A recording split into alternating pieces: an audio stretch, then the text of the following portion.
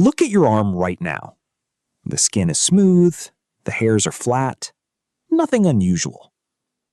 But play the right piece of music, or feel a sudden chill, or watch something that moves you in a way you can't quite name.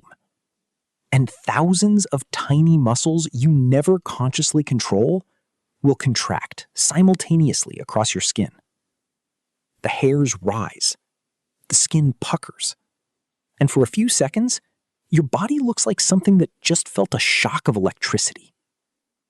You didn't ask for that. You didn't decide it. Here is what should stop you for a moment. In modern humans, the original survival advantages of goosebumps have been dramatically reduced, while the underlying neural circuitry remains remarkably intact. They don't meaningfully warm you. They don't protect you. So why does your nervous system still produce them with such precision every single time? Before we get there, what do you think goosebumps are actually for? Leave your best guess in the comments now. Let's see how many people get it right before the science explains it. The first thing most people get wrong about goosebumps is where they come from. They assume it's the skin itself responding. It isn't. Running alongside each hair follicle is a tiny band of smooth muscle called the arrector pili. At rest, it stays relaxed. The hair lies flat. Each of these tiny muscles is directly connected to sympathetic nerve fibers, wiring capable of activating enormous numbers of follicles almost simultaneously the moment the right signal arrives. The muscle contracts, pulling the hair upright and pushing the follicle against the surrounding skin. That's the bump, not the skin changing, the muscle beneath it pulling. The average human body carries hundreds of thousands of hair follicles, each with its own arrector pili attached. Modern high-resolution skin imaging can now record this activation directly, and it reveals something most people never notice. The contraction doesn't happen everywhere at once. It spreads in a wave across the skin, faster than conscious perception can track. It's also why goosebumps never appear on your palms or the soles of your feet. No hair follicles there. No arrector pili muscles. Nothing to contract. If you enjoy uncovering the hidden science behind everyday experiences, consider subscribing to Why Decoded.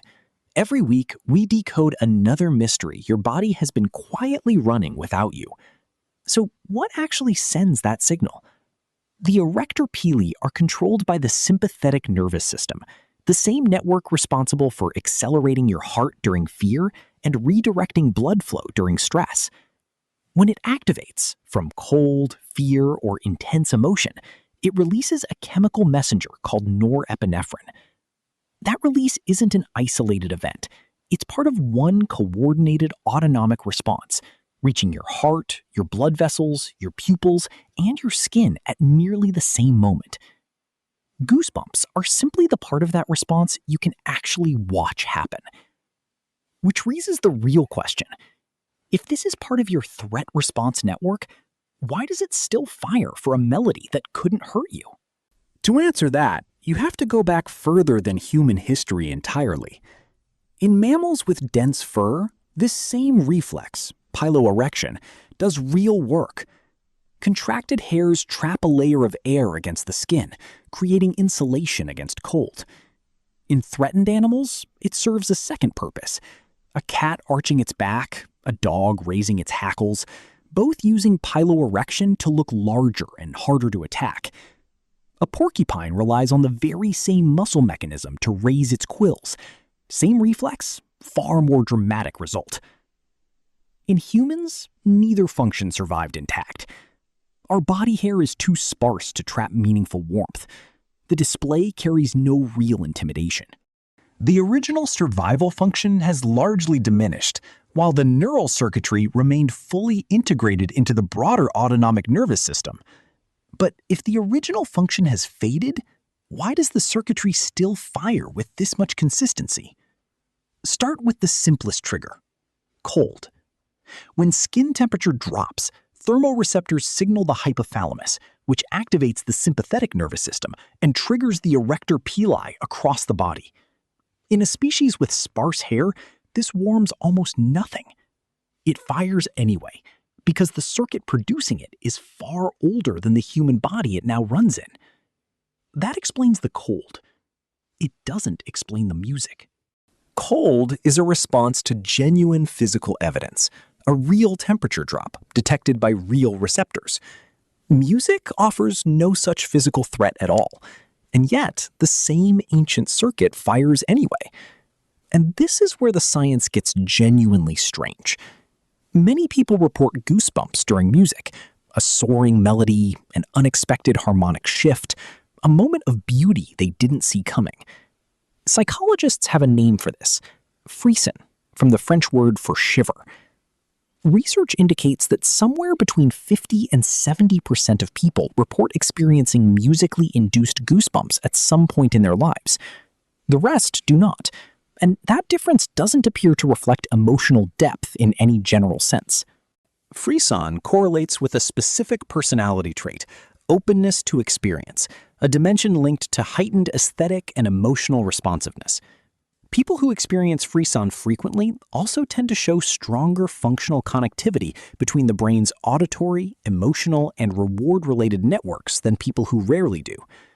Studies measuring skin conductance, heart rate, and respiration during musically induced chills have found measurable shifts in sympathetic arousal, confirming this is a genuine physiological event, not just a figure of speech. Some research has also observed dopamine release around moments of peak musical anticipation, the instant just before a satisfying resolution or crescendo arrives. That dopamine link is supported by current evidence. The precise mechanism connecting music, dopamine, and this ancient reflex is still an active area of research, one more layer of the mystery not yet fully solved.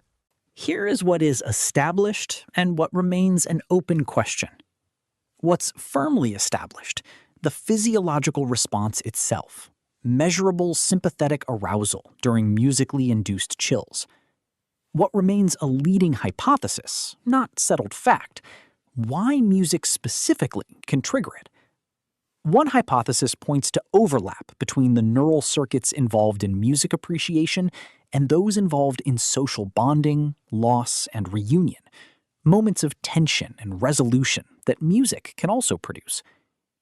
Neuroimaging studies suggest that in people who experience intense frisson, music engages reward and emotional processing regions, including the nucleus accumbens, central to the brain's reward circuitry, and the anterior insula, involved in processing bodily sensation and emotional awareness, more strongly than in people who don't. Same recording, same notes, same room. Two nervous systems producing two entirely different experiences. But one pattern holds up consistently. Although the triggers are different, both responses, cold and awe, converge on much of the same sympathetic pathway. Different door, same room. Think about the last time you felt it.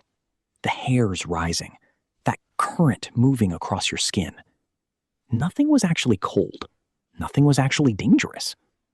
Your sympathetic nervous system had activated, not because you were cold or in danger, but because something had engaged your emotional and reward circuitry strongly enough to trigger the same reflex that once made a threatened animal's fur stand on end.